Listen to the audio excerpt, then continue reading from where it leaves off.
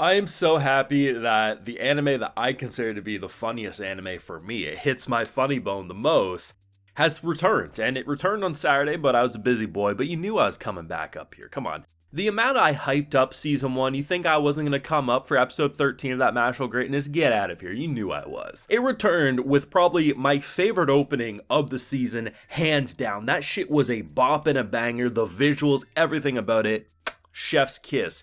But holy hell, I never knew MASH had that level of oral skills, and you might think I'm just being a little too down bad for MASH here, but you have to admit, if a parasite can go down this man's throat and his tongue alone can turn it into a balloon animal, all I'm saying is, ladies, fellas, beware, your girl, your guy, you best hang on to them tight, because if a man like MASH comes out, you ain't gonna compare to that mouth, because what that mouth just did avoided from him getting canceled, because he was about to get canceled for not having magic after showing a tornado twister of fire and what that mouth can actually do. That was 10 out of 10. I have a full live reaction to this wonderful Mashle episode over on my Patreon, so if you would like to see my full uncut thoughts, they're over there if you're interested. I've been very excited. I think this was probably the show I was most excited to watch this weekend because I already knew what to expect from Mashle because of, well, obviously the first 12 episodes. But finally jumping into this and just seeing how good it was, it just felt like getting back into the driver's seat and back in the saddle again, and it was hilarious. It had its badass,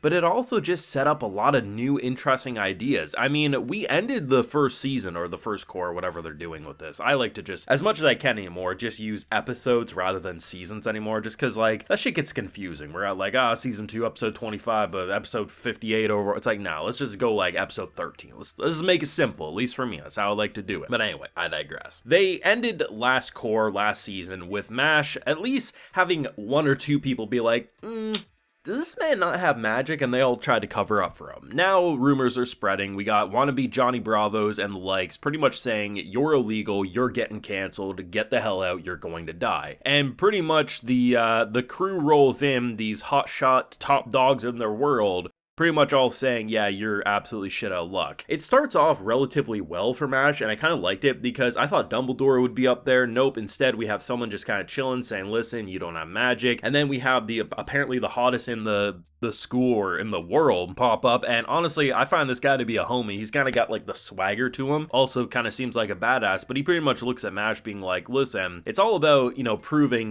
that the minority can become the majority, like get the majority on your side. So the idea of light a candle, you knew MASH was going to do something. I wasn't sure if he was going to do the kind of sparks fly, like, you know, when you have like flint and steel and you like do this in order to get the spark onto the flame or what, the timber or like the wood or whatever you're doing to light. Instead he did the very fast hand movements, and while I expected sparks to fly, I wasn't expecting the fire dragon of death spinning around that room. And I love how long it actually took for that candle to ignite. Pretty hilarious. And I thought that would have been enough. I mean, muscle magic has proven if muscle magic has proved one thing, it's that whatever magic is in this world is nothing in comparison to the One Punch Man of Hogwarts. This man flew on a broom by just pedaling his feet fast enough. You trying to tell me that something in this world is bigger than him? No. Muscle magic is where it's at. He'd be built different. But I guess it makes sense, you know, this is, you know, it's a pretty prejudiced situation of, oh, you don't have magic? Well, we're just gonna kill you because you're illegal. It's like, bro, just chill for a second. Like, what the hell? Some of the abilities that were getting teased, though, are pretty cool. Like, this dude did seem like a scumbag, but his, like, sand ability is pretty sick. Like, he did get the jump on MASH, and then he had this, like, a drill of sand of death trying to go through his ear before our other guy decided, like, listen, bro, we ain't pulling this. And honestly, I'm excited to see what happens, because all things considered, MASH had every right to throw a temper tantrum. Like, he's proved enough that up until this point, people just thought he had a weird magic. Like, yes, there's always been skepticism, like people raising their eyebrow, like, this seems a little different, but I think for the most part, people just associated him with, like, enhancing his physical abilities more often than not with some form of magic. And the idea that he can't be a part of the school is actually ridiculous at this point, given that he can, with his physical strength alone, navigate anything. So, while the fear of change is obviously something that makes sense for human nature, just look at our own history, it's just insane, and I'm glad that he has been building allies. Hell, the people we are fighting at the end of the first season are now having dinner dates with us, and the people trying to spy on us are getting shook down in the hallway saying, leave my boyfriend alone, basically. Like, that's pretty much the energy they were giving off, and it was just a great episode. It was a return to form, and just the out-of-pocket funny moments. Like, I wasn't really expecting this episode to be overly hilarious in the way that I was gonna bust out laughing, because I was like, listen, this is just getting us back into the saddle. We're gonna take our time, probably do some setup of where the season wants to go. And between that insane fire animation that he ended up pulling off, but the oral skills, I can't believe, as they're going over this like parasite that's in this dude's neck, like if you try to rip it out, it will then go into you, so it just transfers hosts. Like, in theory, it's impossible to get rid of. Mr. Hotshot being like, I got this, was going to, and Mash just rips that bitch out and then goes down his throat, but this thing chose the wrong person, because that mouth was able to do a tongue twister that turned him into a balloon animal, and that's like literally one of the funniest things in the show. I honestly think that. There is still the moment where, I forget if it was a teacher, it was around the middle point of season 1, where he pummels him into the ground. Like, that's still one of, if not the funniest moment, I think, for me, but just there's a lot of really good moments.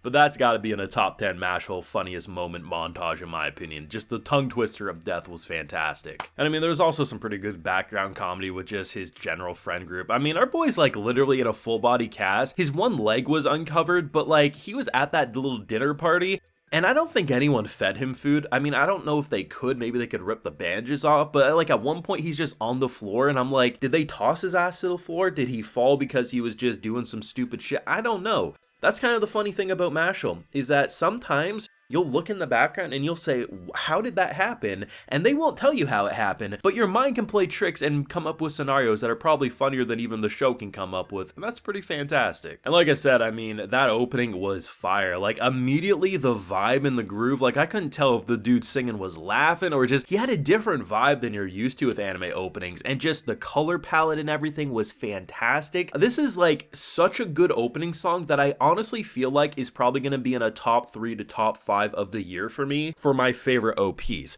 We still have many seasons left in this year to go through, but there was something about that opening that if I was even looking at openings from last year, I would still put this one as one of my top favorites that I've heard in the past year. Like, that's how much I'm digging this new opening. The ending was also a vibe. It was hilarious to see them all surrounded by cars and then Mash like pushing the car, because why would he drive a sports car? No, he's gonna be the sports car at the end of the day. Just, this is hilarious. I love returning to the world of Mashle. It's so fun. It's so different. I definitely think it's underappreciated in some ways. Like, the people who watch it appreciate it, but it's always a shame when such a fun, unique show doesn't get the viewership that you think it deserves. But I'm glad to be back into the saddle, and I can't wait to see where they're going to take it from here. Now, let me know what you thought down below. Leave a like if you enjoyed. Subscribe if you're new around here. Of course, ring that bell so you get notified when I upload more of the channel. And hey, like I mentioned, we have a full live reaction over on my Patreon. And while you're over there, you also get a video shout out. So today we have Cell Phone Coda, Small Dolph, Connor Brown, GR Valis, Rafa Banana, and some guy dude VG. So I appreciate the support, everyone. Please take care and have a good one.